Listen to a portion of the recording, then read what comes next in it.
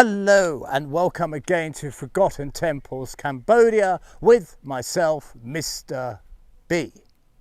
We are at Chay Say Temple and it's a remarkable temple. In that opening shot, I did a quick scan to show you the shape of it, because what it is we've got a kind of linear temple going down that way, but as it goes down there are buildings flanking it left and right. But this opening shot gives us a very clear idea as to how very grand it is, because look at this lovely raised walkway, and it stands a little over 5 feet tall, and this would have been a road down here, and people would have processed and then seen its might here. They would have heard chanting, smelt joss sticks, and so on and so on. It would be the full experience.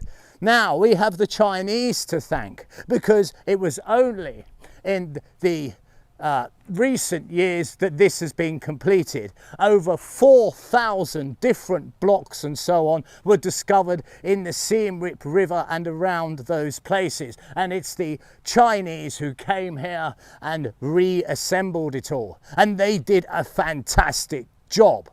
Now I know two people who will be exceptionally pleased with them, and that would be the two gods that this temple was made for, and that was our perennial favourites, which is Vishnu and Shiva. Vishnu the preserver and Shiva the destroyer. So let's get walking and trip on in and see what we can find. So as I leave our initial opening shot space, I notice this, there's another one there, another one there, another one there, and there's a whole row of them here. Because what these are, look at them. These are nagas. Let me see if I can step up for you. There we go, look. And we can look into the face of these fantastic snakes. See, and they're all here as well. These are absolute beauties. And they would have mounted the balustrades that went along this very walkway here. Now, we're going to hop up here like so. Here we go, blah, blah, blah. And we're going to scan to our left, because look, you see these pillars here, they're dotted along either side of this track. Well, that gives you an idea as to how the procession way started. And once they've come in, and there would have been a mighty road over here, building upon building, person upon person, over here building upon building, for we are in the centre of an ancient city that has decayed and disappeared, because all of it was built of wood except for these mighty stone temples. Right. Well, it's nice and big and airy, which is nice. And we're looking, keeping a keen eye out for hints of our sweethearts, Shiva and Vishnu. Now we have these second rooms, both right and left. Maybe there was altars in there. We'll discover that in just a moment, because we're going to continue onward, keeping a wary eye open. The lintels have gone. Oh, wow. Oh, hello. Wow. This is a big room. You often don't find them this big. When I was in the Battambang region of Cambodia, I saw this much more often, the temples there. But here in the Angkor Wat Park, they're not usually like this. And we see the fingerprints of the looters again, where the lintels have gone. But we do have a dragon. Hello. Look, there he is. Mr. Dragon is here to greet us. And below the single beam of light that caresses our ancient dragon is a plinth here. And inside we have an ancient carving of what looks like a priest, but in a room this big, obviously, this is not what should be here. We have a much bigger plinth underneath. Here would have dwelled one of our gods, Vishnu or Shiva, until the bad men came. They tied him up with ropes and hoisted him out of here. And again, I've just seen it at the last moment. I did this in another video. This wall here, piece of wall here, and there's a piece over there, dictates that this is in fact a gateway. And I look up and I see no God. But, ha ha ha, do we have something here? Oh yes! Oh, hello! Yes, yes, yes, yes, yes. Right.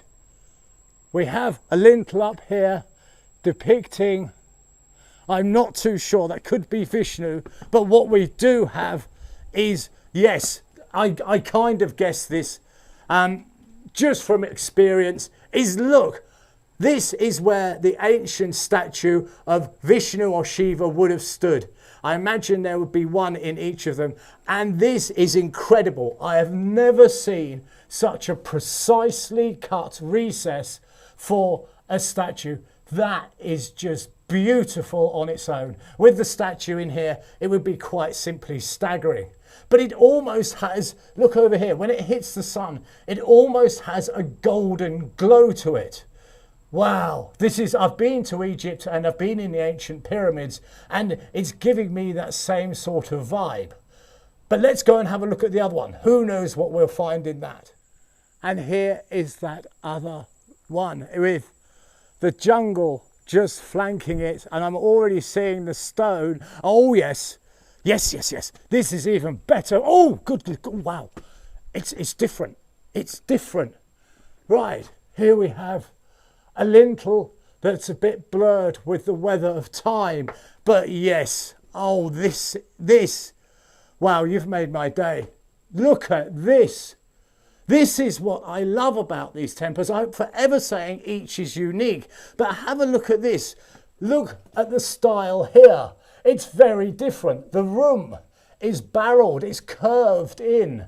The top of this recess is also curved to reflect that. And do you know what's wonderful? We have this enormous base here that would have held an enormous statue that would have, I'm coming through a very narrow doorway, so I'm kind of bending down as I walk in, and then I would have to look up. And we see something even more amazing. Look. These are staples. This is metal and it's dropped in. I couldn't say if this is original, it probably is not. But these were dropped into this T shape. Well, it's an I shape, isn't it? There's an I there to staple these two together. Now, do you know what's really interesting about this? Not only the Egyptians, but also the Mayans with their pyramids used a very, very simple, a very similar process. So we find it here in Cambodia, we find it with the Mayans, and we also find it with those ancient Egyptians. Now, this is where people can jump in with their conspiracy theories. Oh, well, you see, look, they're all building pyramids and they're all using blocks in this way and they're doing this, and therefore they must have been a central source of knowledge. Nah, there wasn't. The reason is because engineering is about trial and error. You try and build a tower that's straight up like the Tower of Babel in the Bible, it falls down. So what do? You build a wider base. It's just engineering. And engineering dictates certain things. An answer to an engineering problem can often be, there's only one answer. We need to stop this from moving away from this, therefore we need to attach it in some way. But it's an absolutely exceptional find. And it's back into that first chamber, because I had to think, which one do I prefer? The other one's got so much more, hasn't it? It's got that hint of engineering to show us as how these places were stitched together. But I have to go with this one, because what could be more supreme in a sensation in an early morning light, as I am in at the moment, than standing exactly where an ancient god once stood. And I can't tell you how this makes me feel. I don't have some sort of I'm connected with, through the ether, with some mystical force. No, none of that for me. I'm Mr. B. I'm way too sober of mind. No, this is all about that wonderful thing that occasionally we leave behind when we go into adulthood. And I strongly advise you stop doing that and release that childish imagination that used to captivate us when we were kids. Because if you open up imagination, you let those beautiful colours stream into your mind, you can also stand not only in the temple of the gods, the footprints of those very gods. And the sun is beating down on my face, and this is absolutely glorious. Oh wow, I love this temple. You are just so beautiful. Mwah. Thank you.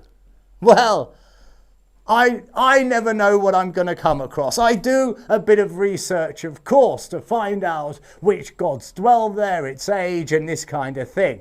And that's pretty much all you can find on the internet. Literally, sometimes there's just one line. It's a temple that we think was built about thenish.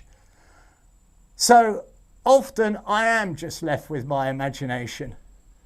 And that's why I'm an enthusiast, and I never proclaim that I'm any form of expert. But my God, what a beautiful day it's been. I've stood in the footprints of the gods, and that delightful Asian morning sunshine has blessed me. As always, this is Mr. B at Forgotten Temples, Cambodia.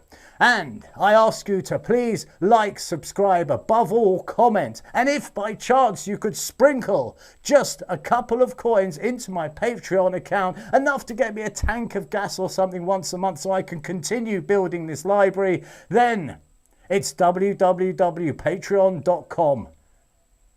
Until next time, I can wish you absolutely nothing but the very best. Take good care.